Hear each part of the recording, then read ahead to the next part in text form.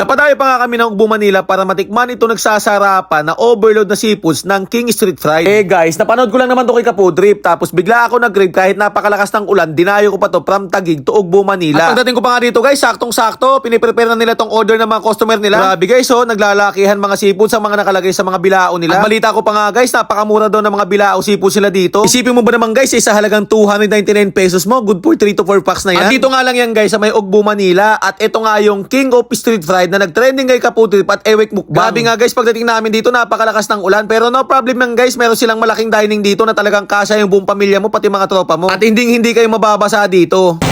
So guys, dito tayo ngayon sa may 211 Street dito sa may Barona Street, Ugbo, Tondo, Manila.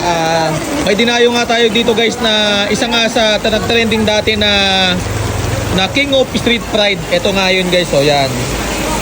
So dati trending to guys ito yung seafoods na nasa bilao. So napakamura guys ng mga tinda nila. Meron silang package na ito guys, so 299 good for 2 to 3 packs. Tapos meron silang 499, 699 at yung loaded na 199 na good for 9 to 10 packs. So dito lang yan guys sa may Ugbo, Manila. Ito yung basketball court guys. Ito lang yung King of Street Fried. Ayan guys.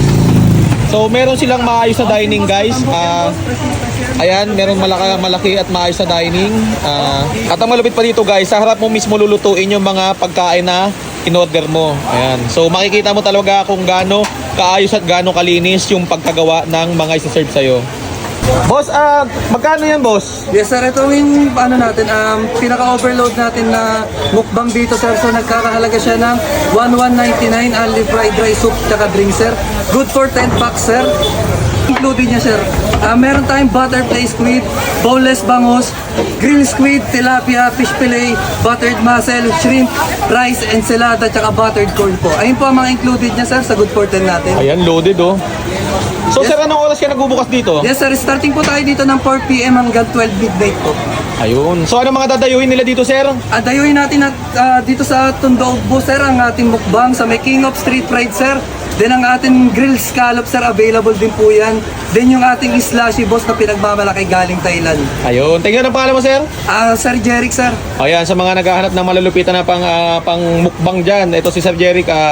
Dayuhin nyo lang tong King of Street Fried. So yan, open sila ng 4 PM until 12 PM. So guys, huwag nyo nang patagalin, dayuhin nyo na to si Sir Jeric. Salamat Sir Jeric ha. Yes sir, enjoy dito. So guys, andito tayo ngayon sa may 2115 Barona Street, Ugbo, Tondo, Manila. Tandinayo nga natin itong King of Street Food. Ito na nga guys, finally, dinayo na natin dito lang sa may Ugbo. Serve lang naman sila guys dito ng loaded na seafoods guys. Ito na nga yung guys 1,199 lang to guys. Ayan, napakadami ng laman niya. So iba't ibang klase ng seafoods. So tikman na natin to guys. Huwag na natin patagalin. So ito pa lang 1,199 nila. Only rice, only soup, only drink. So hindi mo na kailangan pang pumunta kila Diwata o kung saan na overload na yan. So dito lang sa may Ugbo, Manila, matitikman mo na to. So tikman na natin.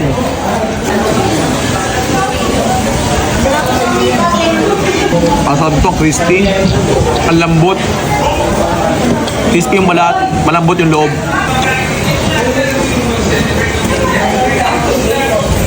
Kaya naman talaga masasabing King of Street Fried.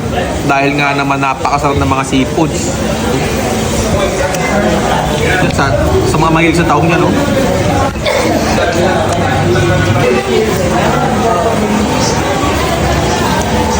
Fish fillet pala to.